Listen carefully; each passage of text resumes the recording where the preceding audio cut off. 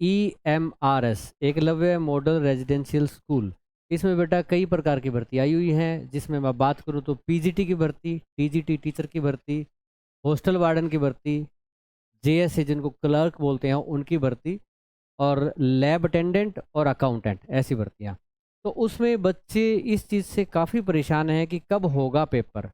बहुत बार ये पूछते हैं और बार बार ये पूछते हैं कि कब होगा पेपर। उसके आंसर मैं कई बार दे चुका हूँ, पर सामने से आंसर ये आता है बच्चों का कि गुरुजी आप कह रहे हो कि पेपर अक्टूबर में, तो संभावना है ही नहीं। नवंबर में पेपर होने के चांसेस ना के बराबर है। दिसंबर या उसके बाद पेपर हो सकता है। मैं ऐसा क्यों बोलता हूँ, और मैं पहले भी बोलता रहा हूँ, और बच्चे मुझसे बोलते रहे हैं कि पेपर होगा 7 या 8 अक्टूबर को। तो उसका बता देता हूँ बेटा ऑफिशियल जवाब आपके सामने। ये बेटा एक आरटीआई है, और आरटीआई जो मिनिस्ट्री ऑफ ट्राइबल अफेयर्स है, जिसके अंडर ये हमारा स्कूल आ जाते हैं, वहाँ लगाई गई। ठीक है ना। किसमें लगाई गई बेटा? मिनिस्ट्री ऑफ ट्राइबल अफेयर्स पे। और उन्होंने जो जवाब दिया है उससे आप समझ जाएंगे।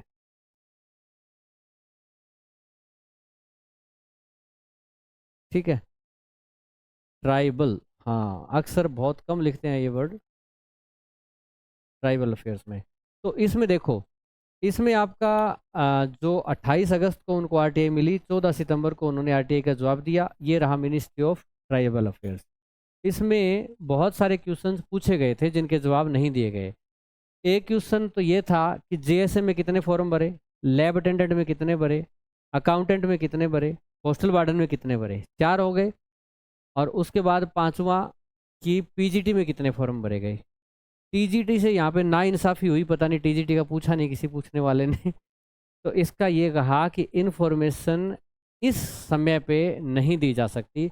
इसका मतलब ये है कि या तो उन्होंने कंपाइल नहीं किया है, पर कंपाइल तो हो ही जाता है अपने आप, पता नहीं क्यों। तो उन्होंने कहा इस समय पे इन्फॉर्मेशन नहीं दी जा सकती। दूसरी बात इन्होंने ये कहा कि इनका एग्ज़ाम जो है वो कब होगा। तो इन्होंने कहा कि इस वेबसाइट पर डाल दिया जाएगा एग्ज़ाम, अभी आप बेसब्र ना हो, आप आराम से ऐसी पढ़ाई करें। ये जो लास्ट वाली लाइन है इन्होंने ये आरटीआई में नहीं लिखी है, उनका कहने का भाव यही है। ठीक है। उसके बाद सातवां जो क्वेश्चन है वो इम्पोर्टेंट था। उन्होंने कहा कि इस वैकेंसी पे स्टे तो ना लगे। स्टे का मतलब बेटा क्या होता है? स्टे मतलब ठहरना, जैसे आप वहाँ स्टे कर रहे हो, कि एक बार ठहराव आ जाना, कुछ दिन के लिए रोक दी गई हो या कैंसिल रद्द कर दी गई हो किसी हाई कोर्ट या कोर्ट से। ठीक है, इसकी इंफॉर्मेशन दीजिए। तो उन्होंने लिखा है ऑनरेबल। पहला वर्ड देखिए, जो कोर्ट का दर्जा है वो हमारे देश में कितना ऊंचा है और कितनी पावर होती है। ऑनरेबल से स्टार्ट हो रहा है।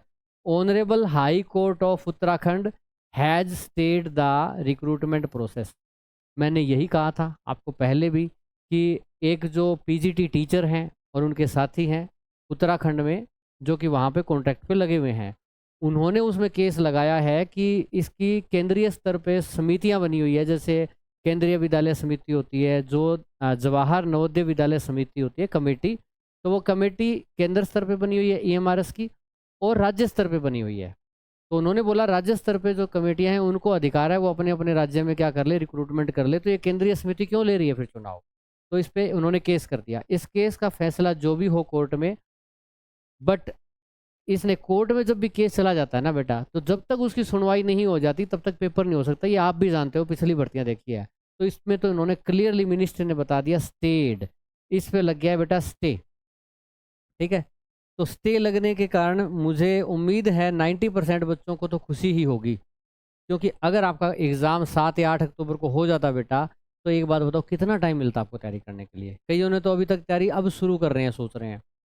तो स्टे लग गया है बेटा, ये हमारा आपके लिए हमेशा पॉजिटिव है। अगर आपको इसकी वजह से 1-2 महीने एक्स्ट्रा मिलेंगे, आपको फ़ायदा होगा, आप अच्छे से तैयारी कर पाएंगे, सेटिस्फाई कर पाएंगे अपने आप को। अब बात आती है कि इसकी सुनवाई कब होगी। इस केस की सुनवाई को बेटा लिस्टेड किया गया है 17 अक्टूबर को।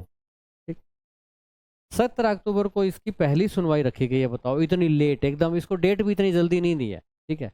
तो 17 अक्टूबर को बेटा इसकी सुनवाई होगी। पहली तारीख में आपको पता है जनरली फैसले बहुत रेयर देखने में मिलते हैं, नहीं होंगे। उसके बाद उसकी बेटा दूसरी तारीख आएगी। दूसरी तारीख जो भी आती है बेटा, आप मान के चलो वो आपकी नवंबर में आएगी। आएगी कब मैं ये नहीं कह सकता, आएगी नवंबर में, ये आप बेशक लिख लो। 99.9% नवंबर में दूसरी तारीख आएगी, आएगी तब। हाँ, दूसरी तारीख में हो सकता है कि फैसला उसका हो जाए। कहने का मतलब कि आपका अक्टूबर में एग्ज़ाम होना और नवंबर में एग्ज़ाम होना तो इम्पॉसिबल है। और जब फैसला हो भी जाता है तो उसके बाद भी रिक्रूटमेंट एजेंसी को पेपर लेने के लिए टाइम चाहिए, ठीक है ना। वो एकदम से डिसाइड नहीं कर लेगी यहाँ सेंटर है यहाँ सेंटर है, लाखों बच्चे हैं इसमें भी फॉर्म भरने वाले, कैसे पेपर ले लेंगे। तो आपका एग्ज़ाम जो है बेटा वो मिनिमम मैं बता रहा हूँ वो मेरे हिसाब से होगा दिसंबर में, ठीक है। मेरे हिसाब से एग्ज़ाम दिसंबर कहता है, पर इसका मतलब ये नहीं है कि गुरुजी हम तो सो रहे हैं अब, ठीक है। अब हम तैयारी जो है नवंबर में स्टार्ट करेंगे, ऐसा बिल्कुल मत करना बेटा। दिसंबर में टाइम कितना है बेटा, 2.5 महीने सारे हैं, 2.5 महीने तो बहुत ही कम होते हैं तैयारी के लिए। आप अभी से उतनी ही जी जान से जुटे रहो, जैसे आप सोच रहे थे ना 7 अक्टूबर को एग्ज़ाम है, उतनी ही जी जान से जुटे रहो, ठीक है। और इसकी तैयारी के लिए बेटा अगर आपको कोई परेशानी है बाय द वे, तो बेटा एकलव्य बैच हमारा चल रहा है। और कहाँ पे है ये एप्लीकेशन पे है, और एप्लीकेशन का नाम है नोटबुक अकेडमी। या तो एक काम करें कि गूगल प्ले स्टोर पे जाएं और नोटबुक अकेडमी डालें, वहाँ पे आपको ऐप मिलेगा, डाउनलोड कर लें। या इस वीडियो की डिस्क्रिप्शन में जाएं, वहाँ से आप डाउनलोड कर लें। ऐप पे जाके कोर्स देखेंगे, सिर्फ 500 रुपये के दाम में आपको हॉस्टल वार्डन का कोर्स, अगर आपने जेएसए का भरा है तो जेएसए का पूरा फुल कोर्स, और अगर आपने टीजीटी या पीजीटी का भी भर रखा है तो उसका जो जनरल पार्ट होता है सब्जेक्ट स्पेसिफिक को छोड़कर, तो जनरल पार्ट आपको हर कोर्सेज का इसमें मिल जाएगा, ठीक है। 500 रुपये में ही आपको हॉस्टल वार्डन या जेएसए के लिए अलग अलग भी 500 नहीं देने पड़ेंगे। रही बात क्वालिटी की, तो बेटा ये हमारे टीचर्स हैं, मैं पढ़ा रहा हूँ बेटा आपको इसमें। मन्नू मैम चिल्ड्रन एक्ट करा रही है, मैं administrative aptitude, Govind sir English, Hitesh sir Hindi, Devendra sir GS, Shobhit sir जो है वो आपको रीजनिंग करवा रहे हैं, और शिवम सर का इसमें आपको रिकॉर्डेड क्लास कंप्यूटर की, और प्रदीप सर की साइंस की रिकॉर्डेड क्लास इसमें मिलेंगी, ठीक है। रोज़ की लाइव क्लास का शेड्यूल बेटा आपका ये डला हुआ है, सुबह 7 बजे से लेकर रात को 9 बजे तक क्लास चलती है। इसके अलावा अगर टीचिंग एग्ज़ाम में आप इंटरेस्टेड हैं तो बेटा एचटेट का पीआरटी बैच, और एचटेट का टीजीटी पीजीटी का जनरल बैच, और एचटेट का टीजीटी हिंदी बैच।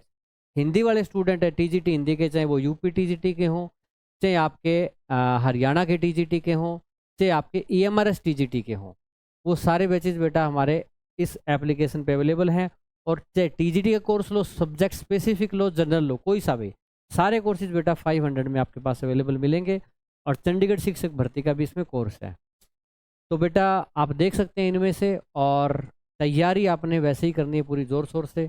हमारी क्लासेस कैसी है, कोर्स कैसा है, आप हमारी डेमो यूट्यूब पे अवेलेबल है, इसी चैनल पे आप एक बार बेटा देख सकते हैं। आपको निराशा नहीं होगी डेमो देखकर, ये मैं पहले से ही कह देता हूँ। तो क्लास को लाइक करते हुए हंसते मुस्कुराते हुए जाइएगा। एग्ज़ाम की स्ट्रेस बिल्कुल नहीं रखनी है। 7 और 8 अक्टूबर को एग्ज़ाम होने के चांसेस ही नहीं है, 1% भी नहीं, ठीक है। तो आप ऐसी अफवाहें जो कहीं मिलती हैं उनसे परेशान ना हो, इत्मीनान से तैयारी करें और अच्छे नंबर लाएं। जय हिंद।